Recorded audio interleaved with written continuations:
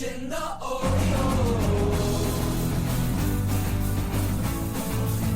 Watching the Orioles. Watching the Orioles.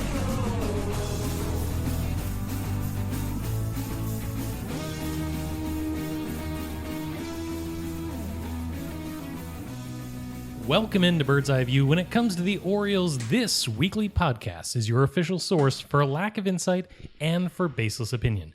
Today is July 10th, 2025, and this is episode 412.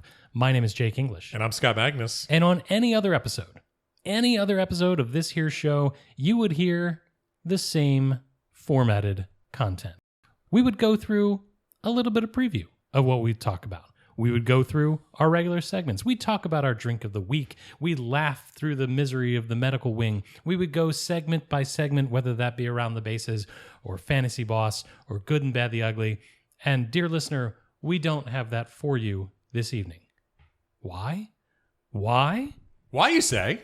Well, because you know what time of year it is. It is nearly the All-Star break, which means that this is the evening that Scotty and I have been putting together the meat and potatoes of the 13th Annual Bevy Awards. And let me tell you, it is just as disappointing as each year previous. Yeah, so go to your significant other, tell them, listen, I've got 3.5 hours that I need to park aside to listen to two guys talk miserably about the Baltimore Orioles.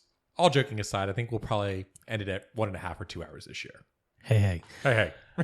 Instead, we're going to spend this time here on episode 412. We'll call this a mini episode. Remember when we used to do the mini episodes? Once I get the medication, I didn't have any more mini episodes. I think we used to call them extra innings. Extra innings. Bird's Eye View extra innings. That sounds about right. Look at that branding. We were great with branding. This is what people used to do before Patreon came out.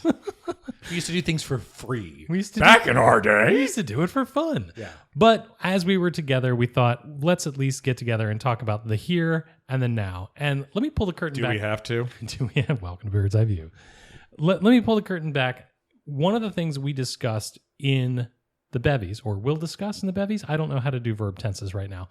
One of the things that came up as we were recording the bevies is taking a snapshot of what the Orioles are now.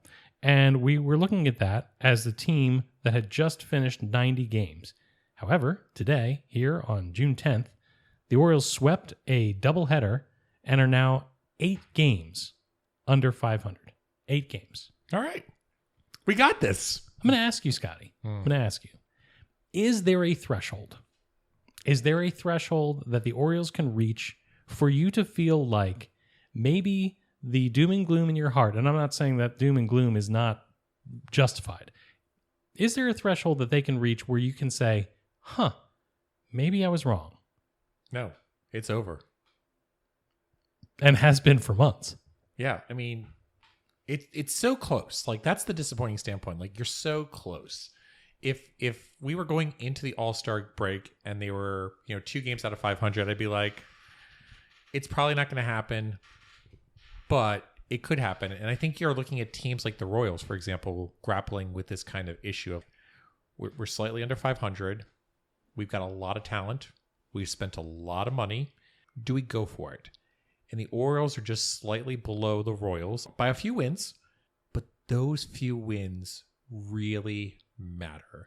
And the amount of teams that the Orioles have to jump over, it just is not possible. So there's nothing in my mind that can be done at this point to basically make me a believer. If the Orioles would have won 2 or 3 more games in April and maybe 2 or 3 games in May, I'd be like, all right, maybe there's a chance.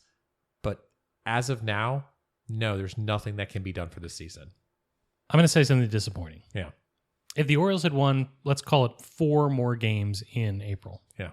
Right. If the Orioles were now 4 games under 500. Yeah. I think I would still be just as doom and gloom because I would look at the starting rotation and I would say these guys can't make it through one turn of the rotation. They can't make it through a homestand. How are they going to make it through a playoff round? How are they going to make it through meaningful games in September? So I hear that, and I agree with that. Of like there is a bit of a mark on the starting rotation, and it's a weird time because you look at the starting rotation, and it's being anchored by Charlie Morton, who is partially to blame for that April and May performance.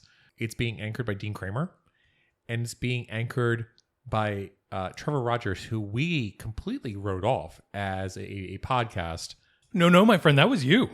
Fa- I was mocked. Fair point. Fair point. You came to the defense of Trevor Rogers, and I said it's not going to happen. It's not going to happen. But those three individuals have stepped up, and in their place, Zach Eflin has become the worst pitcher on the team. Tomoyuki Sagano has regressed to the mean, as his peripherals would indicate. Yes, he had a quality start as of this evening, but in reality, he has regressed to his mean and is probably no better than a fifth starter.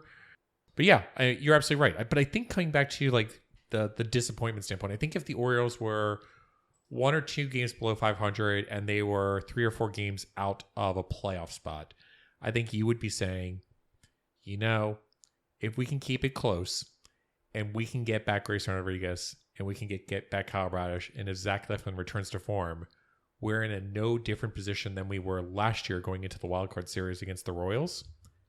And who knows what could happen. It's the playoffs. Anything can happen. I think my ability to hope has simply been damaged. I understand.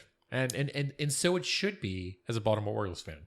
Now, here's something that's not going to play well on an audio format of this podcast, but I want to have a discussion about something that you texted me earlier today because I didn't believe it. And this is a text from 546 here on July 10th, 2025. You said, this is an Oriole in 2025. Yeah. It's a screenshot of the roster page for Alex Jackson wearing number 70, allegedly a catcher in a Major League Baseball organization that we root for. I can't on this program tell you anything about Alex Jackson. Well, I was going to say I couldn't quote my response to you because it was a little blue. Yeah. But no, I can't tell you anything about Alex Jackson. Alex Jackson is... To be fair, your response was very red in determination of how they normally act. This guy's an Oriole. Yeah.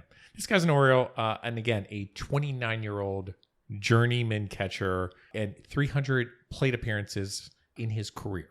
I have no idea where he came from. I can tell you.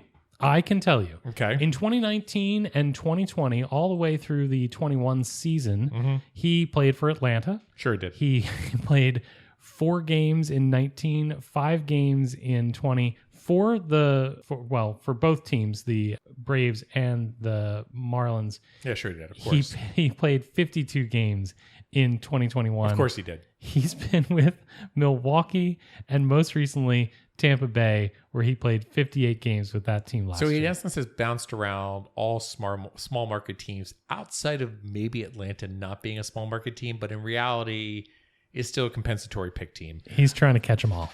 Let's not go there. He's the best he's ever been. Listen, Ash Ketchum is a Pokemon master after 25 plus years, so let's recognize glory when we can. Yeah, I mean, the Orioles are literally scraping the barrel. I mean, this is what, the 6th catcher that we've added to the roster at this point? Maybe. It might be more than that even. Like, this is absolutely ridiculous. Scott, you're next. And you have to look at it, and then you have to look at what's going on with, Samuel Basallo and just ask the question, like, when is it Basallo's turn to come up? In a sunk season, when is it Basallo's turn to come up? And there are some people who are like, no, he needs to work on his catching in Norfolk. No, he needs to do this in Norfolk, da-da-da-da-da. And then there are those of us that are like, well, this is clearly roster manipulation because, like, the Orioles want to be able to preserve his rookie status, not from a contract basis, because, again, if they start him next year as it is, it's not like they get an extra year out of it, but they're going to pull the Gunnar Henderson routine, which is they're going to want to get him ready and potentially get that draft pick.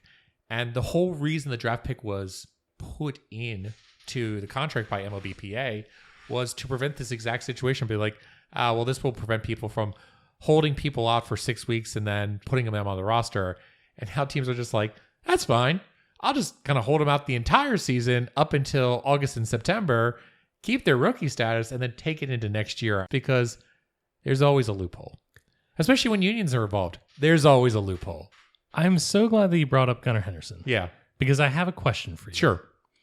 Today, again, July 10th, we found out that Brian Baker was traded from the Baltimore Orioles to the Tampa Bay Rays. Yeah. For a number 37 compensatory pick. Yes.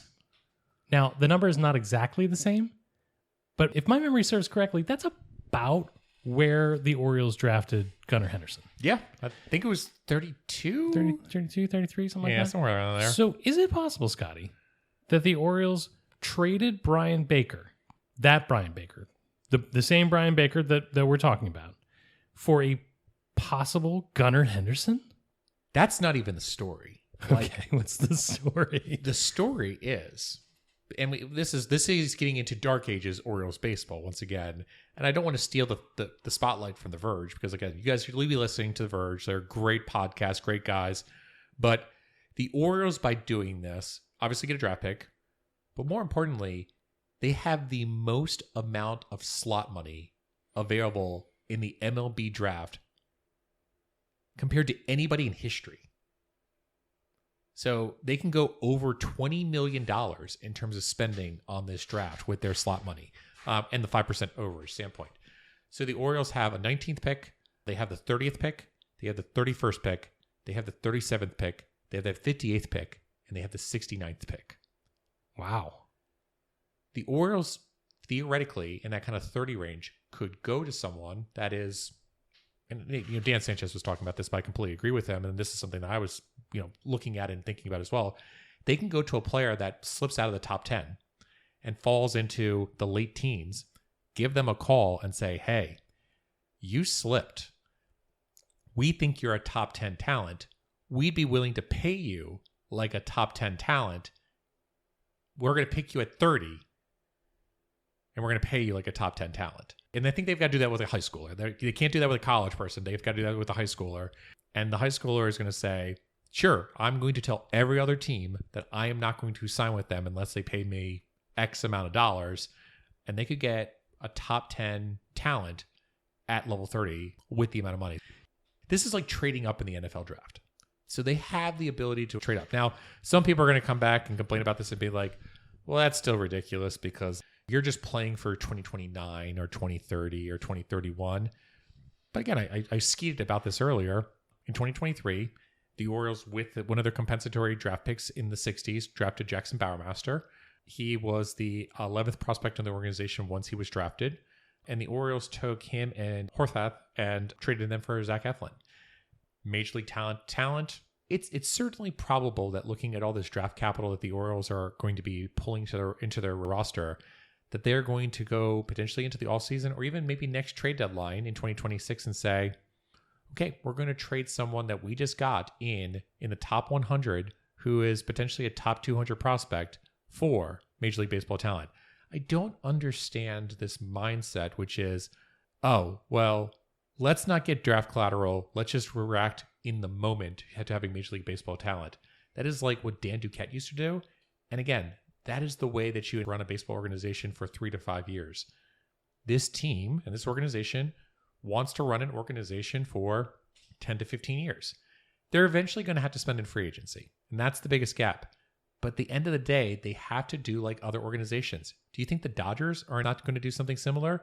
If someone came to the Dodgers and the Dodgers had Brian Baker and they offered the Dodgers a 37th pick, the Dodgers would have been like, absolutely, we need relief help, but absolutely we're going to take draft collateral. And we've been talking about the cupboard is really empty. Yeah. You look at this particular draft, and again, you're completely right. It gives you the opportunity to either use those resources or grow them. It doesn't even matter which route they go right now, but this has an opportunity, this draft, this single draft, of really restocking the roster. Yeah, and again, it's a huge draft coming up for Mike Elias, and it's a huge winter coming for Mike Elias. So again, if this draft doesn't hit, and it doesn't give prospects that either reinforce the organization to become a number one in the farm system, or it doesn't give prospects that you can trade away this winter, then it's a failure, and Mike Elias needs to be canned immediately. And you're going to know that as of next year.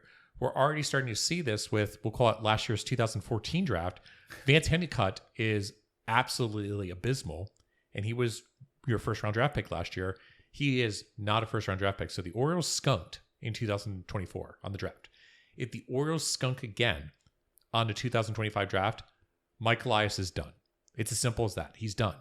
But yeah, I just don't get this pushback on Brian Baker, especially for a guy who I understand is under 3 years of team control.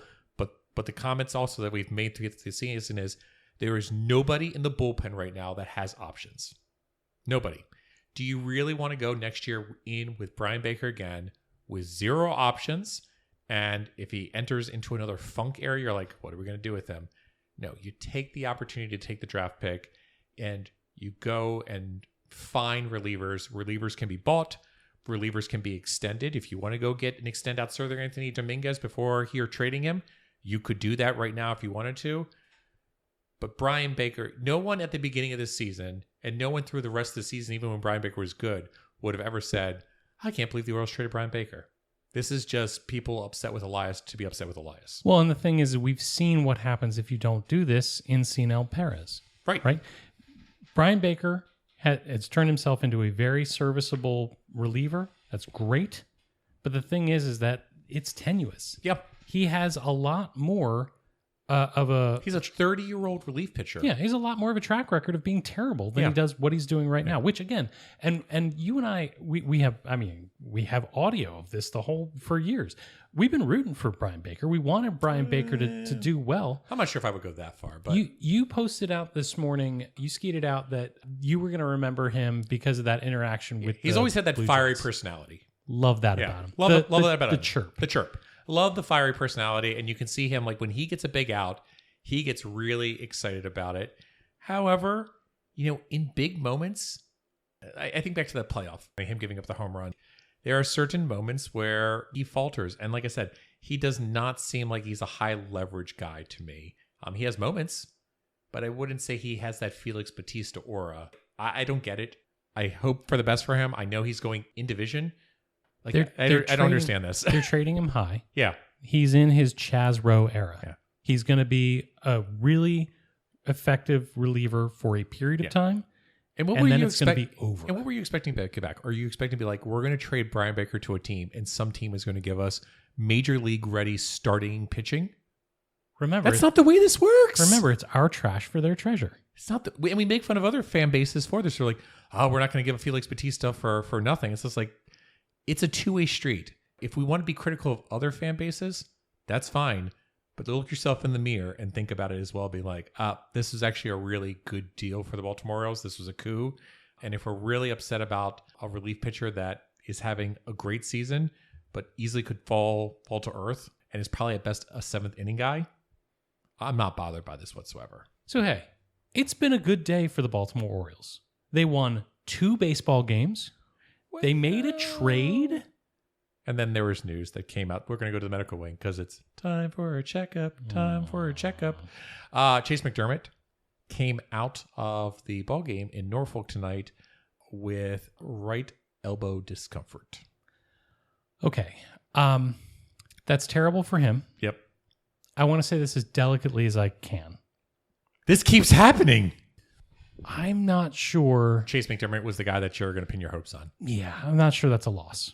I'm not sure that Chase McDermott was ever going to factor into here's my caring. So I agree with you from a starting pitching standpoint. I don't think I was like, oh my gosh, Chase McDermott's going to make or break us.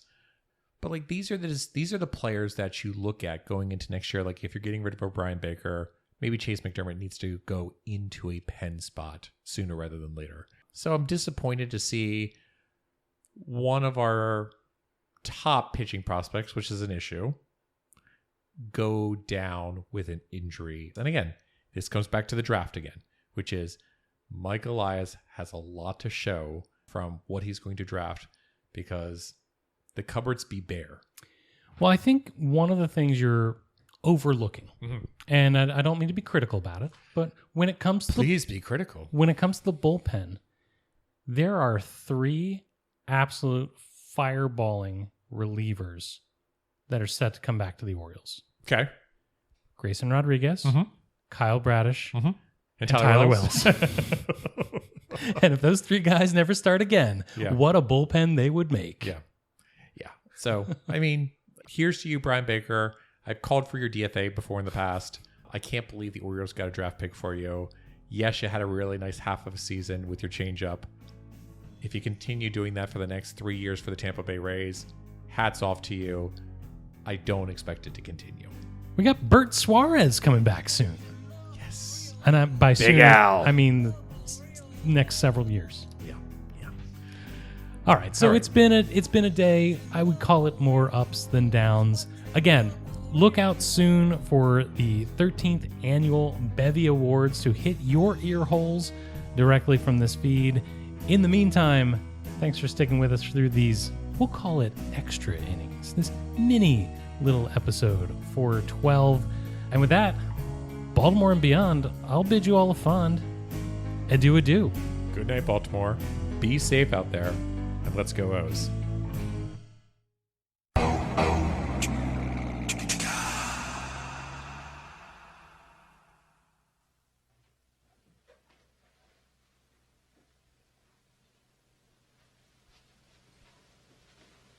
You're still here? It's over. Go home. Go.